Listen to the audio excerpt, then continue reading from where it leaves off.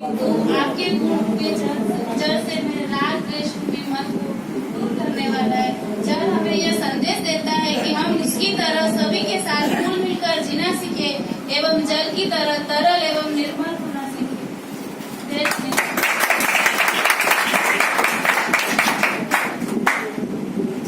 चंदन से तो तत्कालीन शांति होती है, लेकिन चंदन की अमृत बाणी से शारीरिक और मानसिक दाह को भी नष्ट कर देती है। लेकिन मिलावट के इस दौर में चंदन के नाम पे आज हल्दी का उपयोग किया जा रहा है। इसलिए चंदन न्याय आपको संदेश देती है कि आप भी चंदन की तरह भी शीतलता अपनाएं।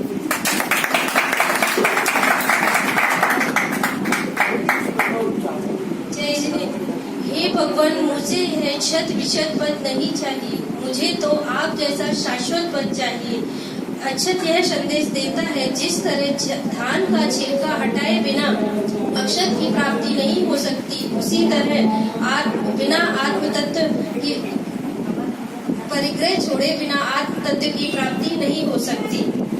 अक्षय पद के फिरा जगत की लक्ष्य 84 योनि में अष्टकर्म के नाशकरण को अक्षत पद तुम निकलाया मैं। अक्षय निधि निज पाने को श्री देव शास्त्र गुरु को जाओ, विद्यमान शिल्पी सिद्धितंकर सिद्ध प्रभु जी के गुरु गाओ।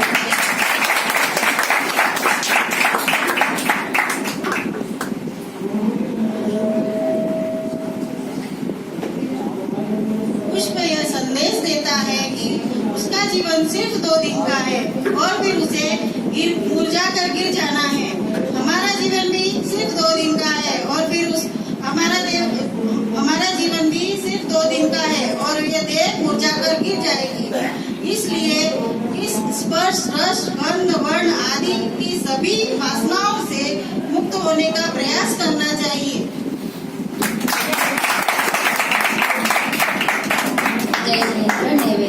नैवेद्य मैंने इस शुदा रोग को नष्ट करने के लिए दिन रात भक्ष अभक्ष पदार्थों का सेवन करके दिन रात मैंने अपने तन की भूख नहीं मिटाई। फिर भी अपने तन की भूख मिटाने को मैं किंतु शुदा रोग को मिटाने के लिए मैं आप जैसे सुधारों को नष्ट किया आपने जैसे, वैसे मैं भी नष्ट करने की शक्ति पाऊं।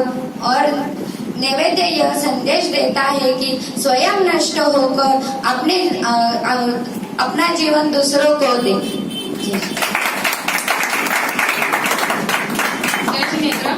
यह दीप तो बाह्य जगत के अंधकार को नष्ट करता है। इसमें तो बार बार तेल और बत्ती की आवश्यकता रहती है और दिया तले तो अंधेरा ही रहता है। लेकिन आपका केवल ज्ञान रूपी दीपक स्व पर प्रकाशी और तेल बत्ती से रहित अखंड शाश्वत प्रकाशवान है। और दीप यह संदेश देता है कि वो हमेशा जलकर भी दुनिया को प्रकाश ही देता है, प्रकाश ही देता है। जय श्री राम। यह धूप बाहर जगत के वातावरण को स्वच्छ करती है, परंतु प्रभु आपने तो धूप के कर्मों को ही नष्ट कर दिया है। मेरे भी अष्ट कर्म नष्ट हो जाए, मुझे भी वह अवस्था प्राप्त हो, अष्ट कर्म रहित अवस्था प्राप्त हो, इसलिए मैं धूप चढ़ाती हूँ। दशगंध प्रभु से प्रभु से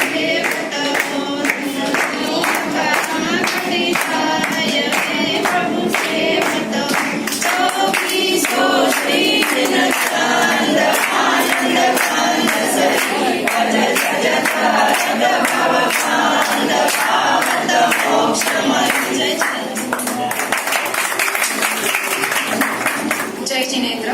हे प्रभु, इस संसार के सारे फल तो नश्वर हैं, उन्हें खाने से मात्र तात्कालिक आनंद की अनुभूति होती है, परंतु मुझे शाश्वत मोक्ष रूपी फल की प्राप्ति हो जाए, इसके लिए मैं आपके चरणों में यह फल अर्पित करती हूँ।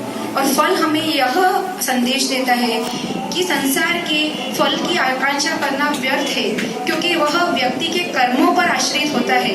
अच्छे कर्म का फल अच्छा और बुरे का फल हमेशा बुरा ही होता है। अतः हमें अपने सारे कार्य कर्तव्य समझकर करने चाहिए और फल की आशा नहीं करनी चाहिए। अनुपम शिल्पी, जैसा तुमने निज गढ़ा रूप, मैं अर्घ चढ़ाकर अभिलाषी, वैसा पाऊं मैं विमल रूप। इस अनर्घ पद के सामने इस अर्घ का मूल्य क्या है?